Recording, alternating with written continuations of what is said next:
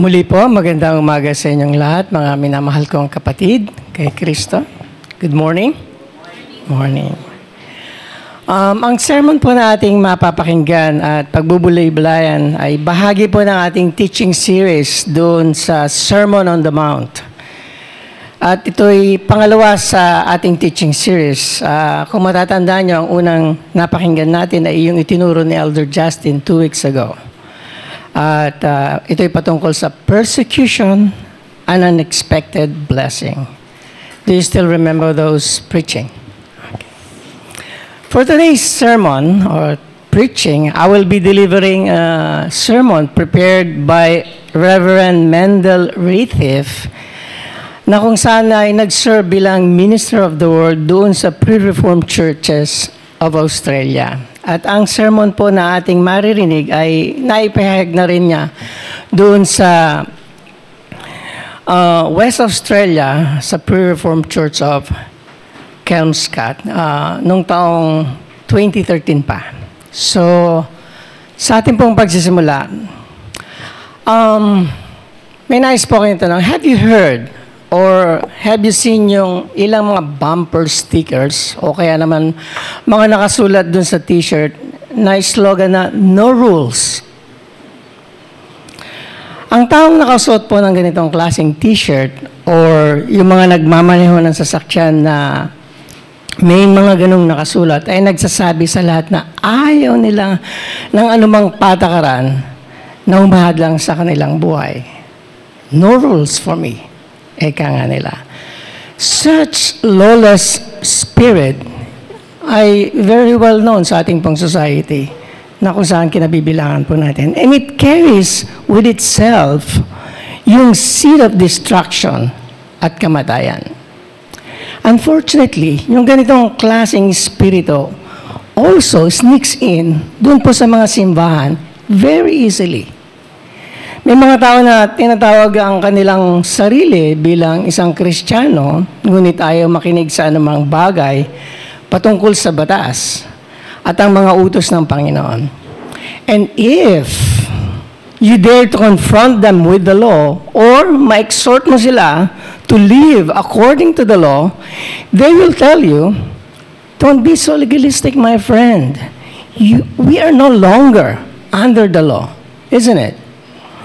Ang ganitong klase ng lawless spirit ay pumapasok into the church. Sa papaano pong paraan nakakapasok ito? Ito ay sa pamamagitan ng mga false doctrine, destroying the whole churches from within. Kaya yung basic error of such false doctrine is usually ganito. It puts yung New Testament over against the Old Testament. And if the New Testament teaches something different from the Old Testament, at hindi nito nakikita na ang Old Testament and New Testament is one covenant. Kadalasan, yung Old Testament is then portrayed as the dispensation of the law. At yun namang New Testament as the dispensation of the gospel.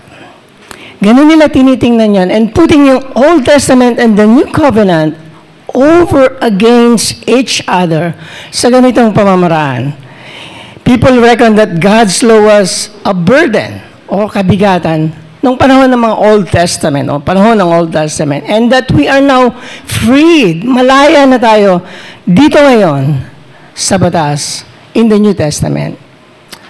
Mga kapatid ko po, it is a heresy or false doctrine that has popped up kadalasan sa history ng church and become very popular sa ating pong society, even in our time.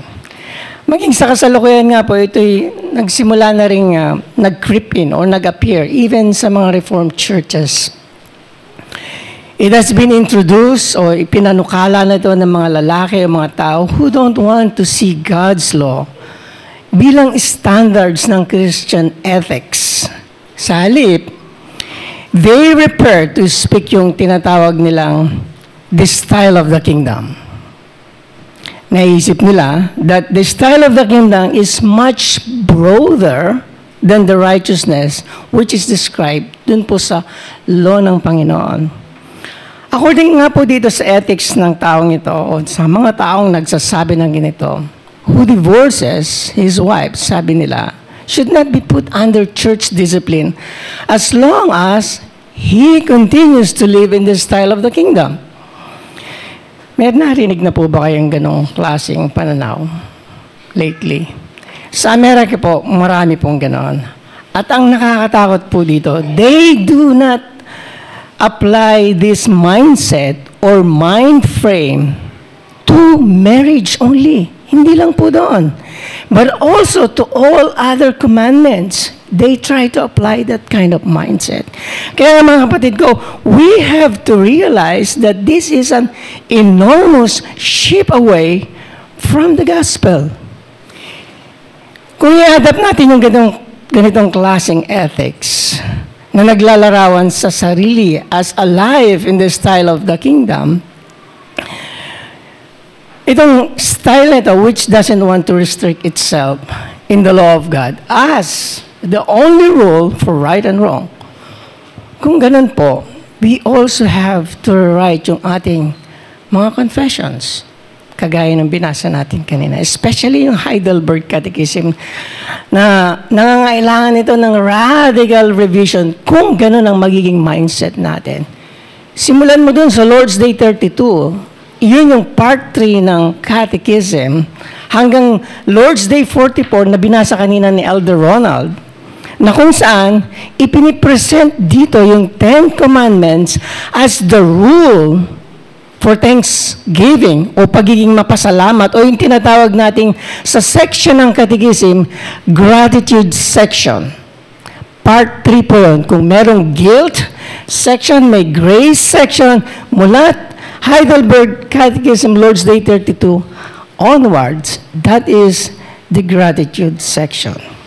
We have to revise that kung ang mindset natin ganun. So, shall we now replace this rule with a different style? Bagamat sa tingin ko naman po, hindi kayo papayag. Tama po ba? Posible bang may obedience? Maaari po bang may obedience which is not according to the law? Pwede ba yun? Or is there a righteousness higher or better than which is described and demanded in the law ng ating Panginoon? Posible po ba yun? Ang ating Panginoon mismo ay sinagot ito, mga katanungan, dito po sa text nating pong pag-aaralan. Here in Matthew chapter 5, mula po dun sa verse 17 to 20 na binasa kanina ni Elder Ronald, na ating pong text na pag-aaralan, na inyo pong mapapakinggan bilang bahagi po ng ating sermon delivery, na kung saan may tema na the law of the kingdom. Na meron pong 3 subpoint po tayong inonote o pag-aaralan na makikita nyo rin po sa inyong bulletin. Una po, that Christ confirms the law. Pangalawa po, that the law is eternal and unchangeable. At ang huli, na pagbubulayan natin, that God's law is the only law of the kingdom. Pero bago po tayo magpasimula ng ating pagbubulay-bulay ng salita ng Diyos, muli po tayong lumapit sa ating Panginoon sa isang panalangin. Let us pray. O Lord, you have given us your word for a light to shine upon our path. May you grant us, Panginoon, to meditate on that word and to follow each teaching that we may find in it the light that shines more and more until the perfect day of Christ. Aming Diyos na nasa langit, compel us all simply to take you at your word. Touch us with the Holy Spirit, we pray. And do not let us get away from your word without being caught by its promises and powerful joy, knowing that The heaven and earth will pass away, but your words will not pass away. For your word is truth. O Lord, I pray, let the words of my mouth and the meditation of all our hearts be pleasing in your sight. All of this we pray in the name of our Lord Jesus Christ. Amen. Okay, sa una pong point natin pong pag-aaralan, we note that Christ confirms the law. Alin daw po ba yung pinag-uusapan dito o sinasabi na sa ating sermon? Aling law? Kung ating titingnan ng God's law as it was given through Moses, maaari nating makita yung o madidiscern natin between yung moral law, yung ceremonial law, at yung pangatlo yung tinatawag nating civil law. Itong moral law ay na-summarize po ito doon sa Ten Commandments. Very familiar kayo doon. Samantalang ang bahaging that deals naman with all the shadows which point sa ating Panginoong Jesucristo and which are fulfilled sa ating ding Panginoon, ang lahat ng mga ito ay laws regarding priest, the tabernacle, yung mga sacrifices, yung holy feasts of the Lord, maging yung purification law. Ang lahat po ng mga batas na ito na pwede nating tawaging ceremonial law o tinatawag na ceremonial law, pointing to our salvation in Christ. We find ito o makikita natin yung thorough exposition of this letter, of this ceremonial law, dun po sa book of Hebrew or letter to the Hebrew. Now, apart from the moral law and apart from ceremonial law, makikita rin natin in the Old Testament yung tinatawag na civil law. Ito ay binigay dun sa mga tao ng mga Israel. Ito naman, itong civil law na sinasabi o piniprescribe kung saan, ito yung practical administration ng moral law. Paano po ba ito? It describes yung punishment na dapat ipataw o iparusa sa iba't ibang kasalanan. Tingnan po natin yung mga ilang example ng practical administration ng moral law na bahagi ng kanilang civil law. Doon po sa Exodus chapter 22 verse 1, sabi po doon, if a man steal an ox or a sheep and kills it and sell it, he shall pay 5 oxen for an ox and 4 sheep for a sheep. Din po sa Deuteronomy chapter 22 verse 28 to 29, sabi po doon, if a man meets a virgin who is not betrothed and seizes her and lies with her and they are found, then the man who lay with her shall give to the father of the young woman 50 shekels of silver, and she shall be his wife, because he has violated her.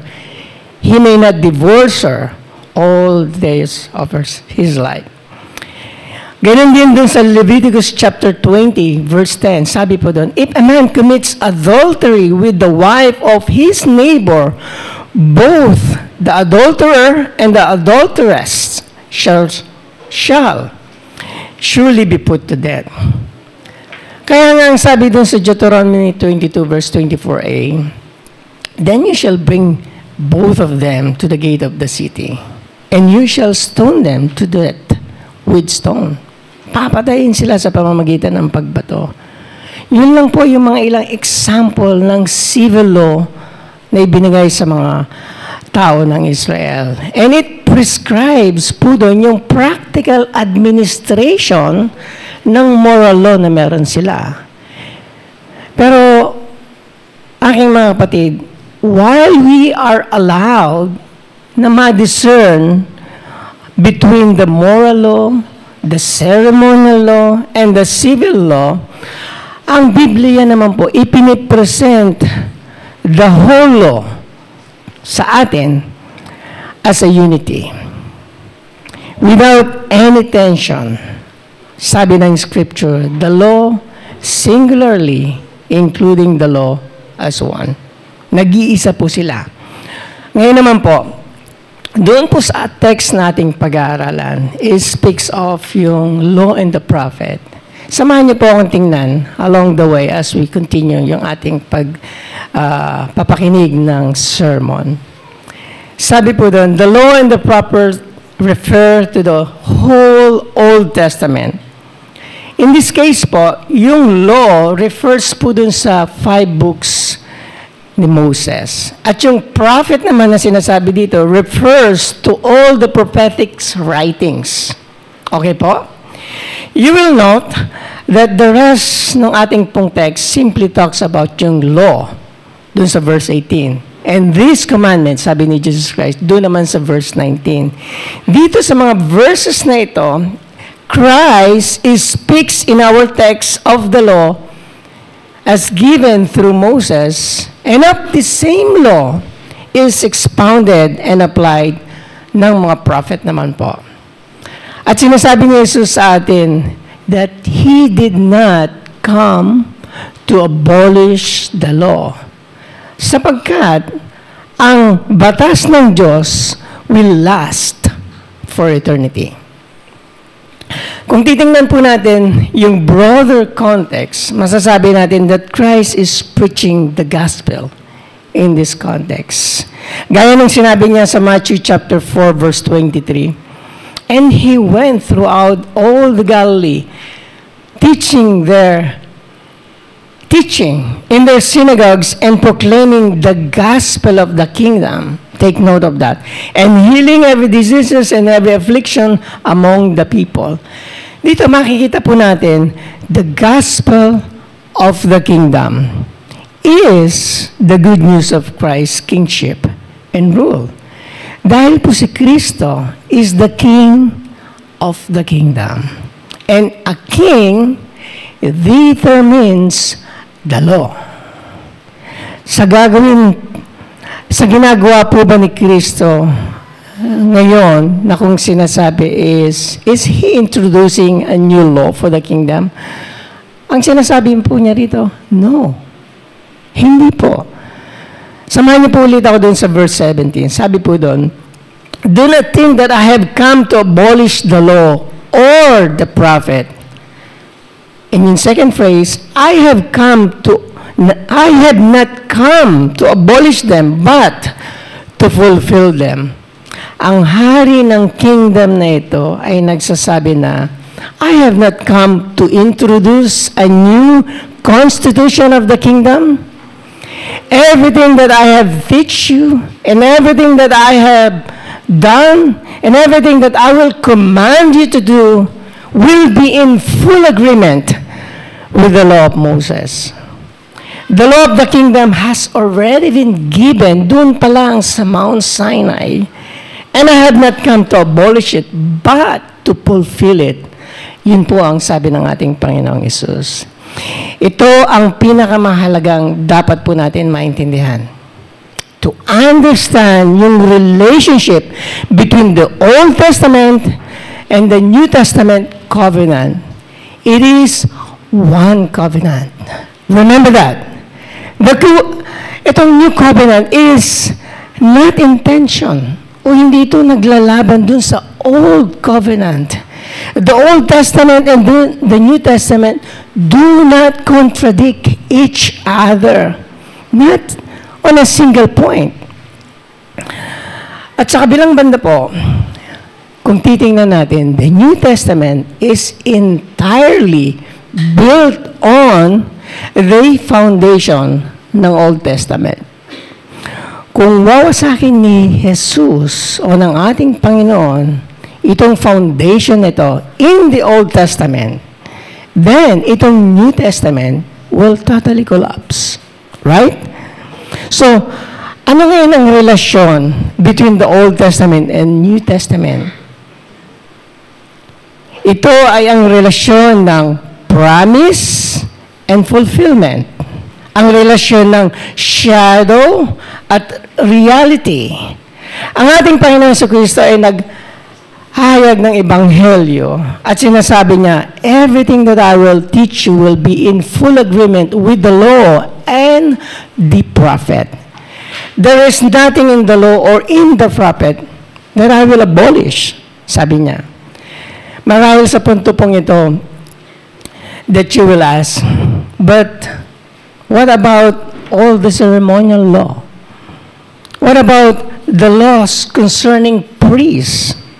O nga naman. And the tabernacle services, paano na ito? With all its sacrifices, yung mga holy feasts and so forth and so on, all this law, are they still valid? Elder, sa kasalukuyan, we don't sacrifice bulls and ram na naman anymore. Di po ba?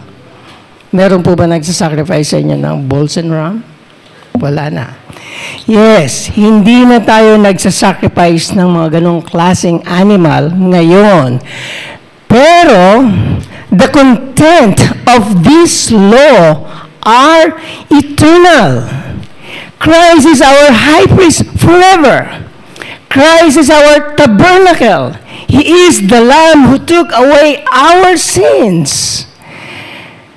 Yung reality ng batas na ito stands forever.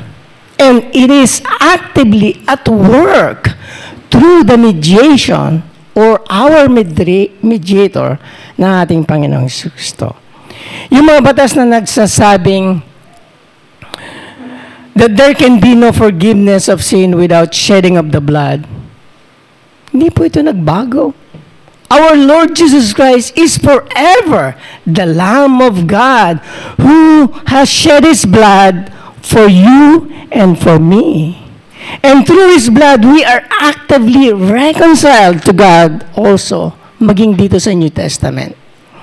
At ang lahat ng mga batas na ito concerning the priesthood, yung tabernacle na nabanggit ko kanina, and so forth, ay hindi inabolish ng Panginoon in Christ. He is rather the content. Siya yung nilalaman at reality of this law. Kaya nga, He confirms this law and brought it in full reality. At ang mga batas na ito could not be satisfied by the blood of bulls and rams. Hindi po ba? Kaya nga paulit-ulit nilang ginagawa. Dahil kung ang mga dugo ng bulls and rams could truly work for the forgiveness of their sin and our sins, then walang silbi ang sakripisyo ng ating Panginoon. And it is no purpose. Kung kaya nga, Christ alone is their fulfillment. And by fulfilling those laws, He did not abolish them. But in fulfilling them, He has confirmed them forever. Kung meron nang nagtatanong sa atin na, if Christ has abolished this ceremonial law, dapat natin marahil i-clarify yung question in itself. Di ba ba? Maaring valid yung tanong. If the question is whether Christ has abolished the outward administration of this ceremonial law, then, ang sagot po doon, yes. Christ did not abolish the shadow dahil ang shadow were fulfilled in Him. Pero kung ang tanong naman po is whether Christ has abolished the ceremonial law in its meaning and reality, ang sagot po doon, no. Christ confirmed the ceremonial law for all eternity. Klaro po yon? Kung ganun po, we need the blood of the Lamb, even ngayon po. In the New Testament, just as much doon sa Old Testament, dahil ang true tabernacle stands forever. Kagaya ng nabasa natin dun sa Hebrews, o mababasa natin sa Hebrews, like for example, sa Hebrews chapter 8, verse 1 to 2. Sabi po dun, now the point in what we are saying is this: we have such a high priest, one who is seated at the right hand of the throne of majesty in heaven, a minister in the holy places, in the true tent that the Lord set up, not by man. And again, mababasa natin dun sa Hebrews chapter 9, verse 11 to 12, sabi po doon, but when Christ appeared as a high priest of good things that had come, then through the great and more perfect tent, not made with hands, that is, not of this creation, he entered once for all in the holy places, not by means of the blood of goat and calves, but by means of his own blood, thus securing an eternal redemption. Maging doon po sa Hebrews chapter 9 verse 23. Sinabi po doon, thus it was necessary for the copies of the heavenly things to be fulfilled or to be purified with these rites. But the heavenly things themselves with better sacrifice than this. For Christ has entered not in the holy places made with hands, which are copies of the true things, but into heaven itself, now to appear in the presence of God on our behalf, on your behalf and on my behalf. Di po ba napakalinaw nito? Yung tabernacle stands forever. Not the tabernacle na ginawa ng mga kamay ng tao. Pero yung true tabernacle ay nandun po sa langit. That is, ang ating Panginoong Jesucristo mismo. Siya po yung ating high priest through whom we entered into the most holy place in heaven, even the glory of God's presence. Tayo po ay nakakapasok. Kaya nga, yung true service of the tabernacle, nasasabi natin, stands forever because Christ died only once. But He acts as our high priest and mediator forever, in order that you may also go through Him, and so that we in eternity that comes may always live in the presence of God Himself. Yun po yung fulfillment na tinatawag natin sa pangako ng covenant nito.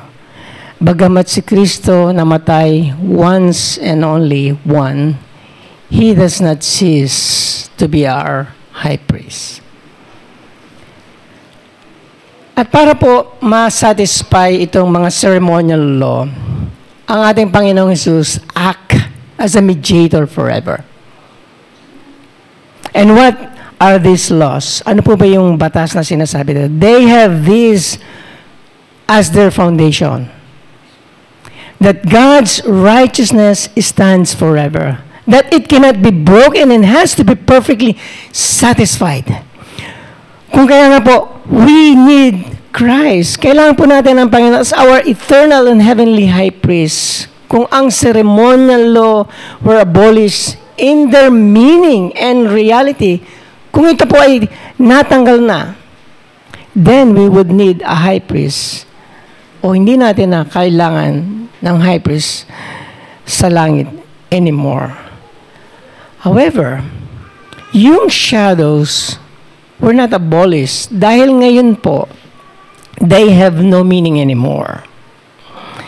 Sa halip, si Kristo ay nagpunta to show their full meaning and the reality to which they were pointing. Yung shadow na sinasabi. Yung reality that will last, hindi lang yung paulit-ulit. It will last forever. Na mababasa natin na sinabi ng ating Panginoon that He become a high priest forever. Doon po sa Hebrews chapter 6, verse 19 to 20. Sabi po doon, we have this assured and steadfast anchor of the soul, a hope that is entered into the inner place behind the curtain, where Jesus has gone as the forerunner of on our behalf, having become a high priest forever after the order of Melchizedek. Sabi din dun sa Hebrews 7:24, but He holds His priesthood permanently because He continues forever. Kung gayon po, naiintindihan po natin kung ano po yung sinasabi dito ni Kristo. When He says, doon po sa ating text, that He did not come to abolish the law or to destroy the law and the prophet, but to fulfill it. Klaro na po ba yun? Ngayon pa man, it does not apply to the ceremonial law. Sa katunayan, mapapansin natin mamaya-maya as we continue in our sermon that in the whole context of this pronouncement, Christ focuses on the obedience to the law and continue to expound in the following verses yung 10 Commandments na kung saan illustrated that He was saying dun sa 10 Commandments, dun po sa ating text. Ngayon naman po, we said that yung moral law and the ceremonial law, gayon din yung civil law, are altogether one law. At bagamat nakikilala o we can discern o we can distinguish between them, we cannot separate from each other or they cannot be separated from each other. It has become clear to us na ang ating Panginoong Hesus Kristo has not come to destroy it or even has come to destroy the ceremonial law, but fulfill them because it requires forever. Ang susunod na tanong ay ganito po. Paano naman po yung civil law? Does that still apply to us? Yung mga batas na yon, which deals dun sa Israelite nung panahon nila sa covenant people, and which is the legal cases between people determining yung mga punishment o yung mga parusa that applies to all the different transgression. Ang mga batas ba na ito are still valid for us? Eh di ba hindi na naman tayo nga binabato hanggang mamatay? And sino ba yung nag-commit ng adultery na binato? Wala naman po, di ba? Maaring may tanong natin, kung ganoon, has Jesus not abolished that law? Nang paalisin niya ang babaeng nahuli in adultery, hindi binato di ba? Without stoning her. Kung matatandaan po natin yung istorya na yun, mababasa niyo sa John chapter 8, verse 1 to 11. Ang sagot po doon, hindi inabolish ng Panginoon. Minsan pa, kailangan nating maintindihan, kahalintulad doon sa case nung ceremonial law, the underlying principles of the civil law are eternal. Lagay niyo po sa inyong vocabulary yan. Ang ating sa pag-administration o pag-administer of the law doon sa Old Testament ng isang adulterers was excommunicated by stoning him or stoning her. Samantalang po dito naman sa New Testament, ang adulterers is removed from the communion of the covenant people through church discipline and excommunication. Mababasa natin yan sa 1 Corinthians chapter 5. Mahaba-haba po yun. And in the final judgment, yung adulterers will be excommunicated forever. Kung kaya nga po, itong civil law given to Israel will be fully satisfied when the adulterers is excommunicated forever by throwing him into the fire of hell. Kagaya ng sinabi ng Apostle Paul doon sa 1 Corinthians chapter 6 verse 9 to 10, or do you not know that the unrighteous will not inherit the kingdom of God? Do not be deceived, neither the sexually immoral, nor the idolaters, nor adulterers, nor men who practice homosexuality, nor thieves, nor greedy, nor drunkards, nor revilers, nor swindlers will inherit the kingdom of God. Yung underlying principles of each of the civil law is Israel, or doon sa Israel, stands forever. Nananatili po yan. Bagamat yung outward administration thereof, magkaiba po in the Old Testament and in the New Testament. Dahil yung stoning someone to death was only a shadow of the final judgment to come. It was not really the execution of full punishment nung nakomit niyang sin, but only a shadow of the punishment to come. At gayon din sa lahat ng iba pang mga parusa na prescribe po sa ating salita ng Diyos. Yung civil law hindi lang nagsasalita about the punishment o yung pagpaparusa, but also prescribes all aspect of practical administration ng moral law. Kung ikukumpara po natin yung Old and New Covenant, ang pagkakaiba po nito is not in doctrine, but in glory. Dahil in the New Testament, we see the full reality of that which is still veiled pa sa kanila during the Old Testament. The New Covenant, in the same covenant, was made doon po kay Abraham. Pero ngayon po, after ng Pentecost, it is administered to us in much greater glory as ever before. Kung kaya nga, yung Old and the New do not differ in doctrine. Parehas po sila. Ang kakaibahan po nila in glory. Now, nakita mo natin na the glory of God's salvation is much clearer or much clearer than the Old Testament. Tama po ba? Dito sa New Testament. Kaya nga, when our Lord says, "Do not think that I come to destroy the law or the prophet.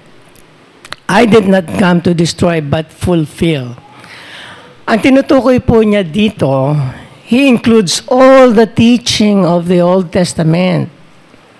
He did not come to destroy anything of the Old Testament. Sa halip, he confirmed those laws for all eternity and made us to see and to enjoy its full reality. Yung salitang fulfill is set over against destroy. By fulfilling the law, he has not abolished it. In fact, confirm it for all eternity. Kaya bago po natin tingnan yung iba po nating text, we still have to note something doon po sa verse 17. Bakit po kaya sinabi ni Kristo sa mga Hudyo that He did not come to destroy the law and the prophet? Bakit kinailangan sabihin pa niya ito? Why would anyone to think that i-destroy niya yung batas? Hindi ba nagsasalita naman ang ating Panginoong Kristo sa mga taong napakataas ng kanilang pananaw sa batas? Mga scribe and Pharisees ang kausap niya. What on earth could possibly make them think that He came to destroy the law? Dito po sa ating text, ang ating Panginoon, kinukorek niya yung false teaching of the scribes and the Pharisees. Sa katunayan, ang ating Panginoong Jesus, ina-accuse niya yung mga Pariseo by breaking the law. Dahil they were only concerned about their outward appearance.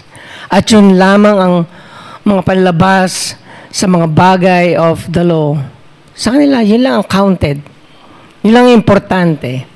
While they were despising and trespassing the law, sa kanila naman pong mga puso.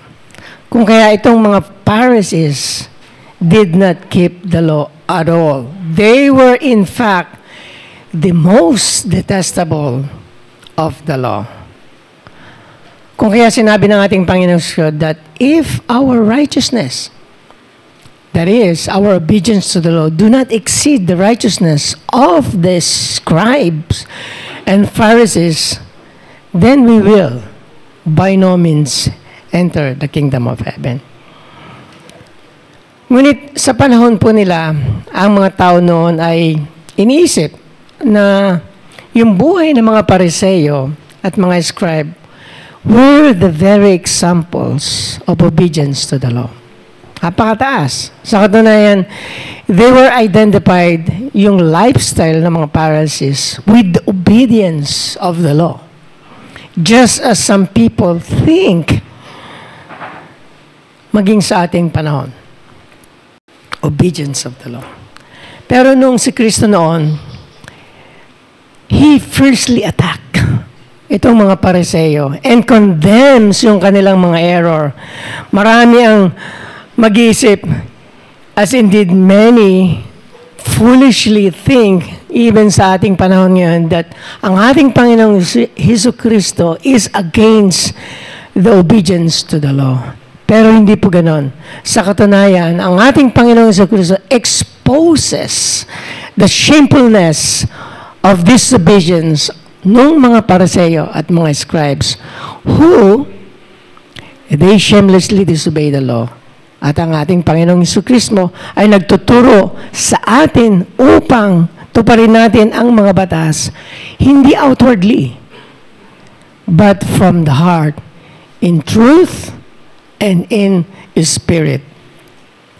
Later on, kung mababasa niyo pa sa chapter 23, sinabi na rin ito ng ating Panginoong Jesus sa mga Pariseo. Doon sa verse 5 ng chapter 23.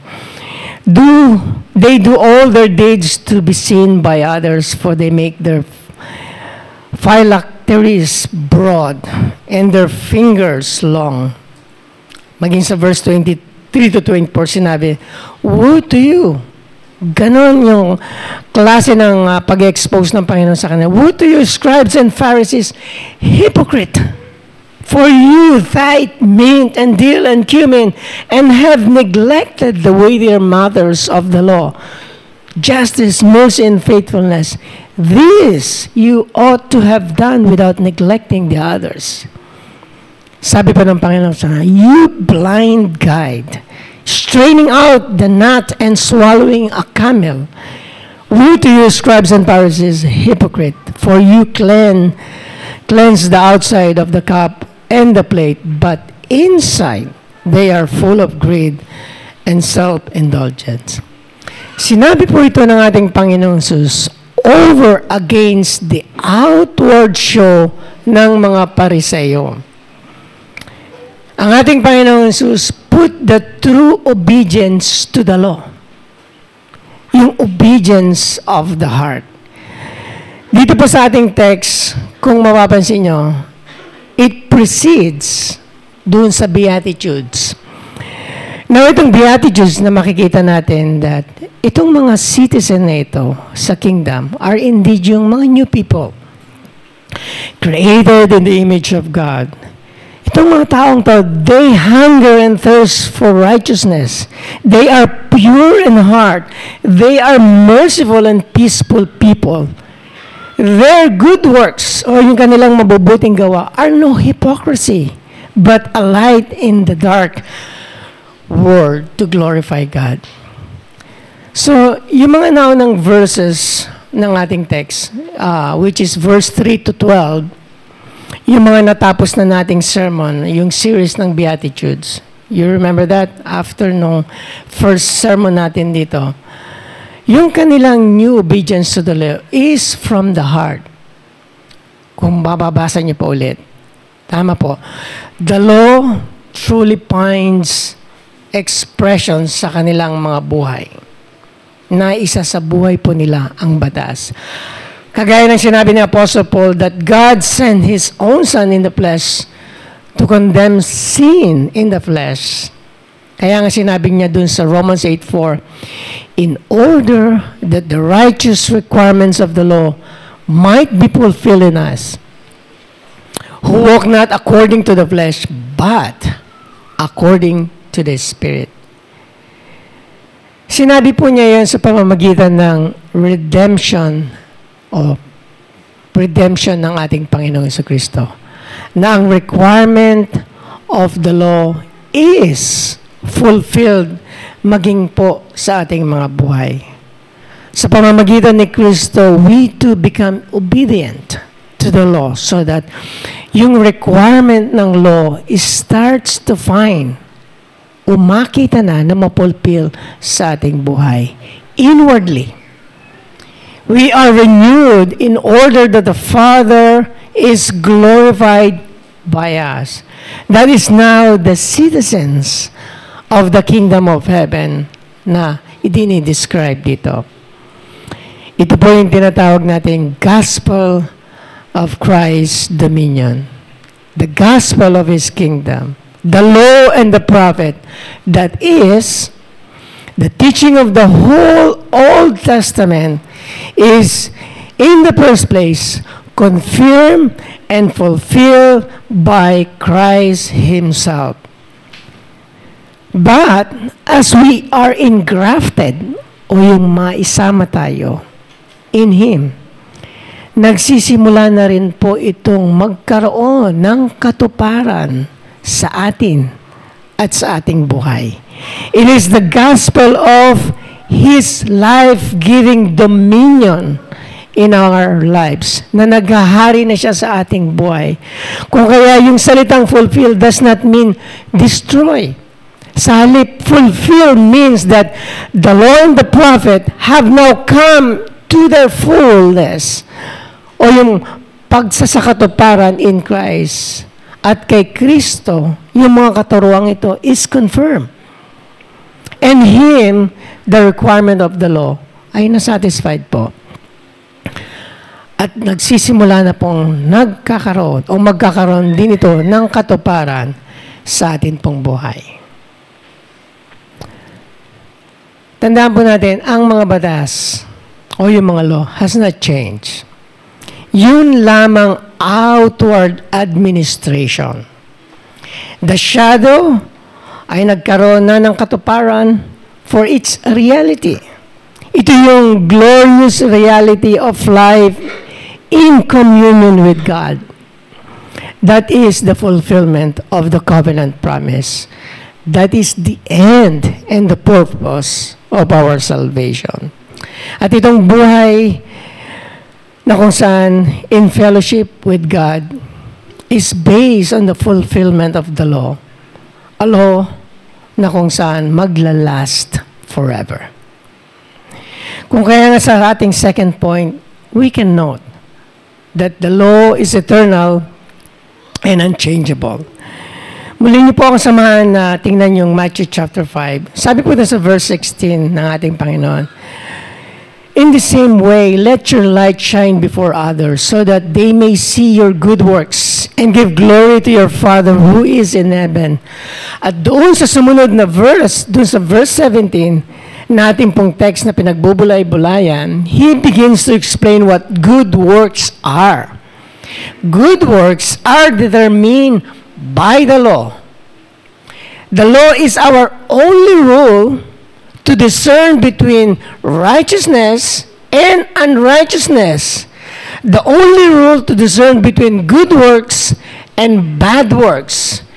The law tells us what is good and what is bad. Kung walang law, there can be no sin. Right? Dahil ang kasalanan is defined in the Scripture as the transgressions of the law. Sabi dun sa 1 John chapter 3 verse 4, everyone who makes a practice of sinning also practices lawlessness. Sin is lawlessness. At sa kabilang banda po naman, without the law, there can also be no righteousness. For righteousness is determined by the law. Dahil sinabi ng batas kung ano ang tama, ano ang mali. Gaya ng sinabi dun sa James chapter 4 verse 17. So, whoever knows the right thing to do and fails to do it, for him it is sin. Kaya nga, may tatanong po natin, will the King of the Kingdom introduced another law? Ang sabi ng ating Panginoon, no. there is only one law, and the one which was given through Moses and expounded by the prophet. Kaya dun sa verse 18 ng ating text, follows logically when he says, "For truly I say to you, until heaven and earth pass away, not an iota or dot will pass from the law until all is accomplished." Maging yung mga kudlit o yung jot o tittle. Kasi sa Hebrew and Greek, yung kudlit napakalaga sa kanila. It differs in terms of their meaning. Sabi po doon, lahat ng nakasulat sa Biblia ay magaganap. Matatagpuan din natin ang mga salitang ito dun kay Luke. Sabi dun sa Luke chapter 16 verse 17, "But it is easier for heaven and earth to pass away than for one dot of the law to become void." Sinasabi po dito ni Luke, mas madali pang mawala ang heaven at ang earth to pass away than for another letter of the law to pass away. Ganun po siya kaimportante. Ang ibig sabihin lang po nito is that the law stands more firm than heaven and earth. The law will last longer than heaven and earth. Higit pa itong pinagtibay doon sa Mark chapter 13 verse 31. Sabi doon ni Mark, "Heaven and earth will pass away, but my word will not pass away." His word ay ang kanya ring salita na naisulat doon sa Old Testament is eternal. It stands more firm than heaven and earth. Dahil ang langit at lupa will indeed pass away, but not the word spoken by God. Pero, merong ilang mga salita po tayong dapat tingnan at the end of verse 18 that still need clarification. Yung salitang until all is fulfilled. Ano po bang ibig sabihin nito? Does it mean ba that the law will pass away after everything has been fulfilled? Wala na rin ba ang law? Surely not. For Christ would indeed be a destroyer of the law if the law would be destroyed by its fulfillment. Kung natapad na ito at wala na siyang silbi, it's a destroyed law. Kaya nga sabi niya, "No, I did not come to abolish the law." Ang ating Panginoon sa Kristo is not at all thinking of ever abolishing the law, because even more clearer, when He adds doon sa verse 19, sabi doon, "Therefore, whoever relaxes one of the least of this law," sabi niya, "and that teaches other to do the same, will be called least in the kingdom of heaven. But whoever does them and teaches them will be called great in the kingdom of heaven." Dito po, atin pong tingnan, He doesn't speak of the kingdom of Israel of Old Testament. Hindi po yung kingdom na sinasabi ng mga Israel, kundi sinasabi niya po at binibigkas ng kanyang bibig about the kingdom of heaven.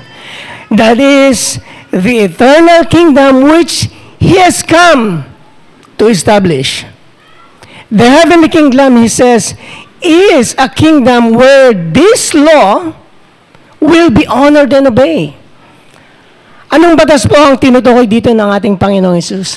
The law which He mentioned doon sa verse 17 and 18, which God gives doon po sa panahon ni Moses, maging yung 10 Commandments. Kaya nga sinasabi doon sa mga susunod na verses, verse 21 and onwards, na pag-aaralan naman po natin sa susunod na Lord's Day, hindi po ngayon. Sabi po doon sa verse 21, "You shall not murder." Di po ba? Sabi sa verse 27, "You shall not commit adultery." This is the law which He upholds and teaches. Yun yung mga batas na sinasabi niya. This is the law that will be honored and obeyed in the eternal kingdom, which He came to establish it. Sino-sino po yung mag-obey ng mga batas na ito? All who will enter into His kingdom. Heaven and earth will pass away, but not even one letter of the law will ever pass away. Yun ang salitang until all is fulfilled. It means that there will come a time when the righteousness requirements of the law will be fully obeyed by all in the kingdom of heaven. Lahat po ay tutupad na nito. It will be on the new heaven and on the new earth, where righteousness dwells, and that righteousness which is prescribed by the law, not in this earth. Then, we will be perfectly righteous and live in an unbroken communion sa ating Panginoon according sa Kanyang law. That will be the final fulfillment of the law. At yun ang dahilan at layunin bakit po naparito ang ating Panginoon si Kristo. It is a reality na maging sa ngayon, sa ating pong buhay, that all who will enter the kingdom of heaven starts o magsisimula na to live according to the law. Not kung nandun ka na. Starts now. And that leads us to the last point ng ating sermon. God's law is only the law, or is the only law of the kingdom.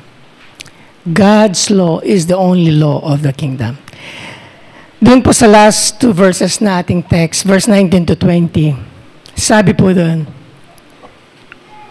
therefore, whoever relaxes one of the least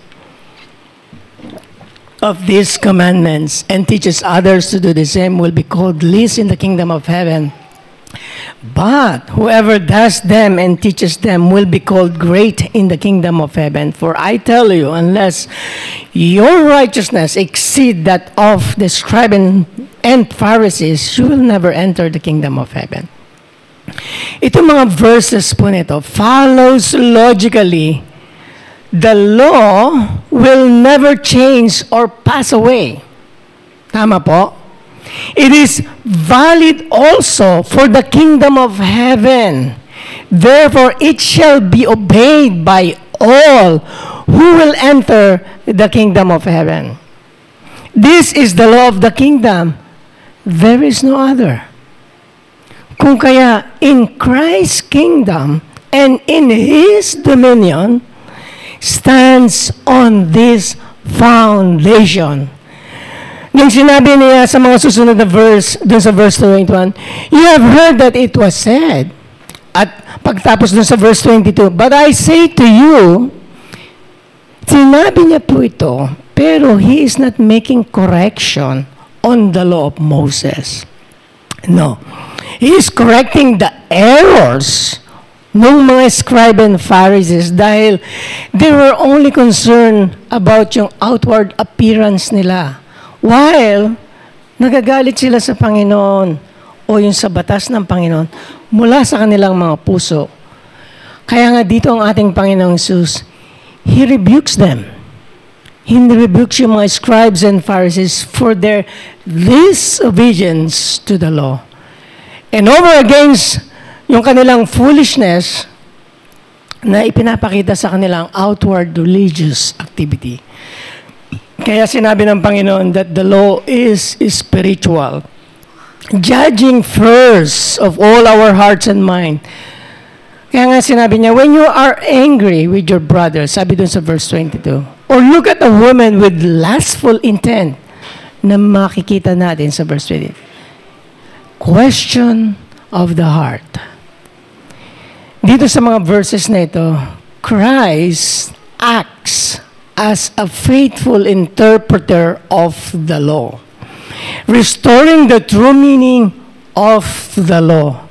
Matapos na ang mga Pariseo have mutilated o winasak nila the law over many years and nilimit nila yung meaning to the performance ng kanilang mga outward duties. Ang Panginoong Hesus, ipinapakita dito yung lalim ng spiritual nature of the law as it is required for us to be inwardly conformed to the holiness and the righteousness of God. Samantalang ang mga Pariseo were only concerned about their own honor and prestige. Kung ano ang mga isipin ng mga tao para sa kanila. They were therefore very concerned about the outward duties at yung mga traditions na meron ng tao.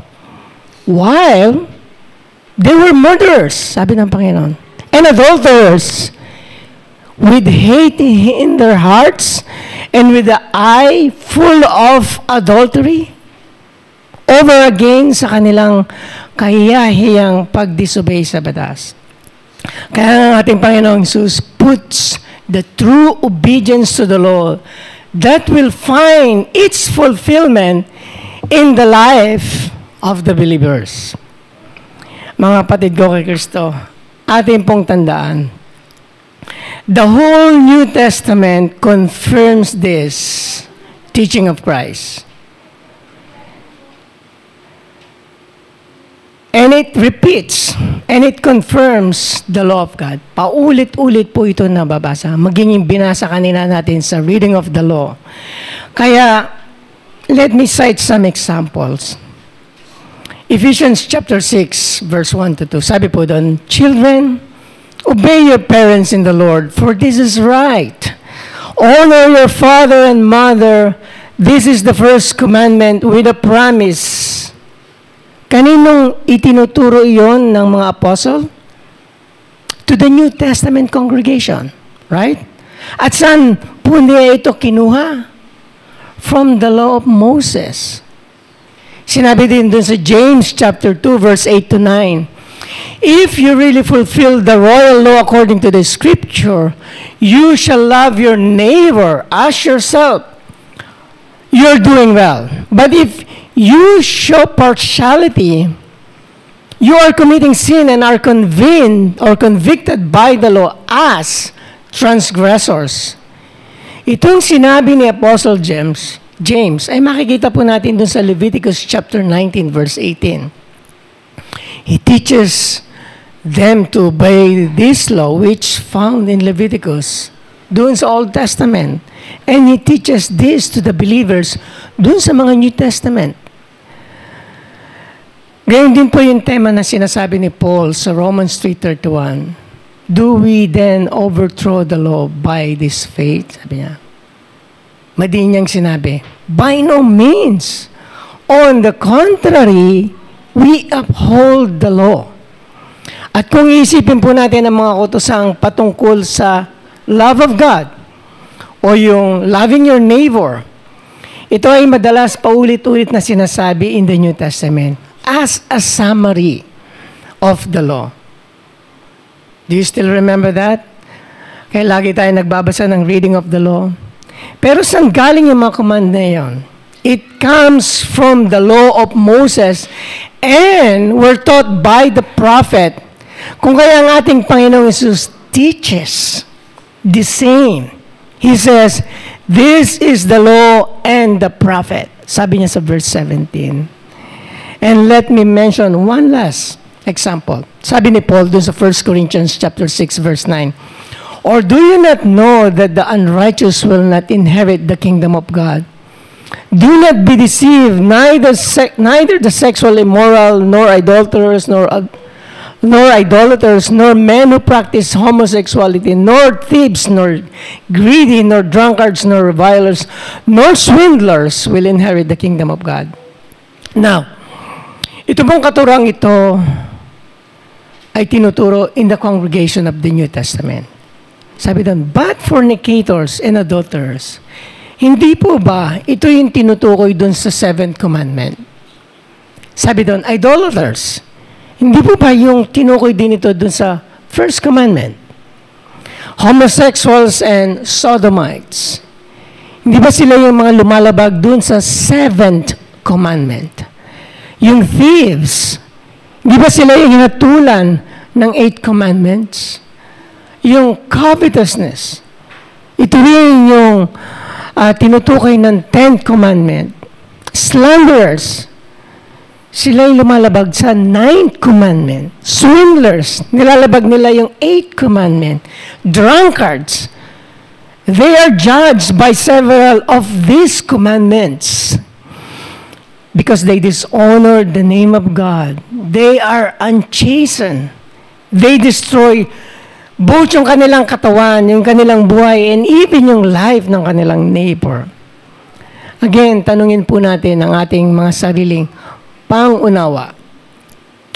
Which command do we find in the New Testament that cannot be traced back doon sa law of Moses? Ang pagtuturo o yung mga katuruan ng New Testament is firmly built on everything na kung saan itinuturo din sa Old Testament.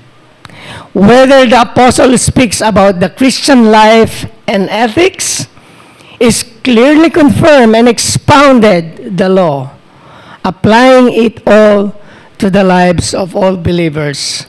Makikita po natin yan sa maraming text o passages sa New Testament. Halimbawa ng Romans 12 hanggang Romans 15, maging Ephesians 4, Ephesians 6. Kaya ating pong tandaan na huwag po tayo magpa-deceive that there is not one God for the Old Testament and another God for the New Testament. Dahil ang Diyos has not changed. His righteousness as described in the law did not change. His words and His will have not changed. Kagaya ng sinabi ng mga maling pananaw na pwede ba tayong pumatay, mag-commit ng adultery, or mag-steal? Pwede na ba tayong magsabi ng false witness against our neighbor? Tingnan nyo, alin sa mga commandments na ito has been abolished in the New Testament? None. Kaya sinabi ni Jesus, He did not come to introduce a new rule for right and wrong or a different rule for thankfulness. Mga kapatid ko, Christ saves you and saves me, not by breaking the law, but by keeping it. The law is not the curse. Sin is the curse.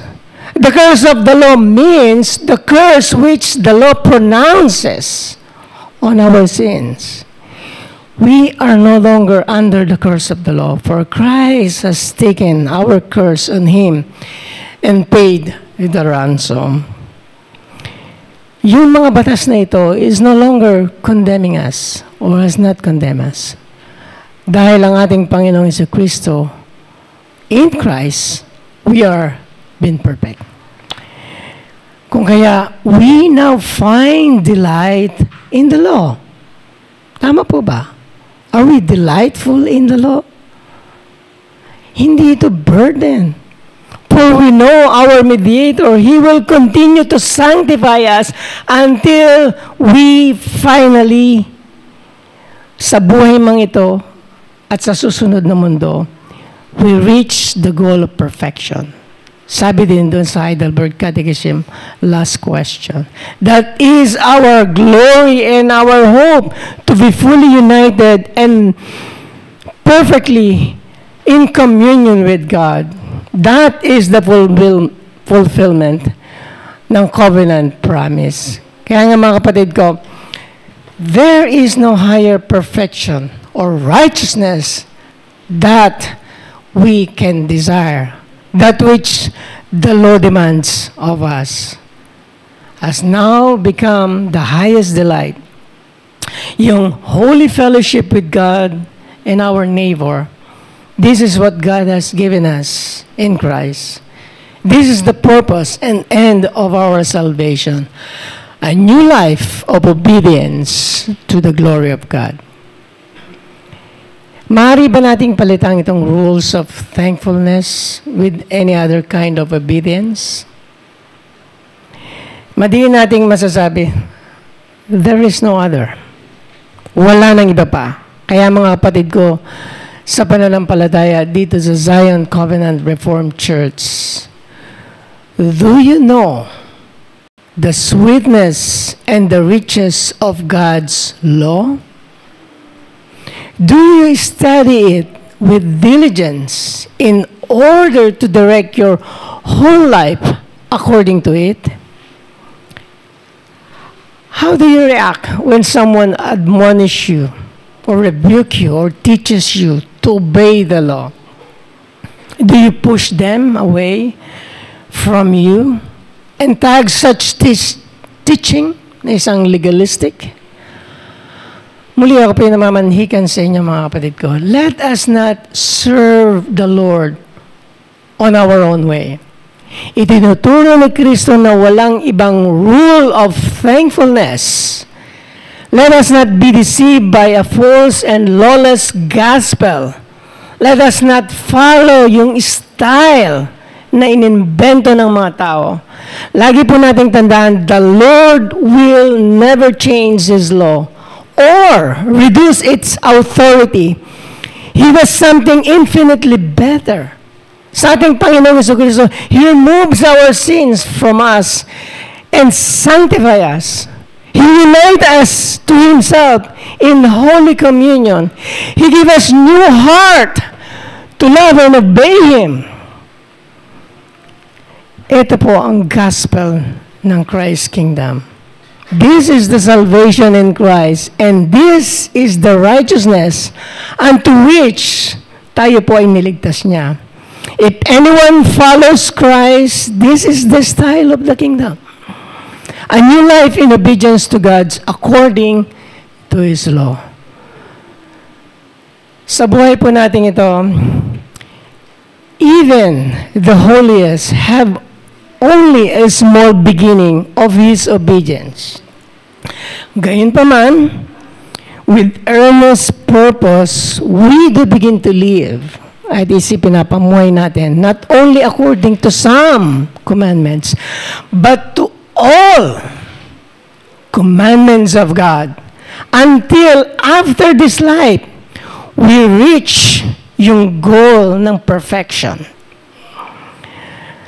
At kagaya ng sinabi dun sa Matthew chapter 5 verse 19, as I close, whoever relaxes one of the least of these commandments and teaches other to do the same will be called least in the kingdom of heaven. But whoever does them and teach them will be called great in the kingdom of heaven. Amen. Muli, samahan niyo po akong manalangin sa ating Panginoon as we close. Let us pray. Father God, by the power of your Spirit, give us strength to live out yung message na narinig po namin, which is the glorious gospel of our Lord and Savior Jesus Christ, na bumaba dito sa aming mundo upang tuparin ang iyong kalooban at kami ay ligtas mula sa aming mga kasalanan. Nang aming Panginoon ay kinonquer ang kasalanan, ang kamatayan, maging si Satanas, He made us also conquerors of sin, death, and Satan. At sa pamamagitan lamang ng aming Panginoong Jesus, we have conquered all these evil elements because Christ Jesus is the one who died for us. And more than that, He was raised from the dead, and He is now seated at the right hand, who is indeed interceding and mediating for us. At sa aming Panginoon, we are truly more than conquerors in this life and in that, because the Spirit works in all things for our good, and because nothing can separate us from the love of Christ, and nothing can separate us from the love of God. So, Father, we thank you for your promise that when our Lord Jesus Christ returns, He will take all your people, your chosen people, your forgiven people, doon sa eternal glory, sa iyong presensya sa kalangitan. And because it is you who predestined us, it is you who called us, justified us, and glorify us, which is already accomplished. It is finished and done for us by you, O God. O Lord, may you grant that as we joyfully receive the good news for ourselves, may we also gratefully share it with others. And may we give glory to you alone in all that we do through Christ our Lord. So help us now, O Lord, to obey your commandments and live a righteous and godly life through the works of the Holy Spirit in our hearts. And cause us not to be despair even when we face various trials and challenges in life, even suffering and difficulties, persecution in this world. This we pray in Jesus' name. Amen.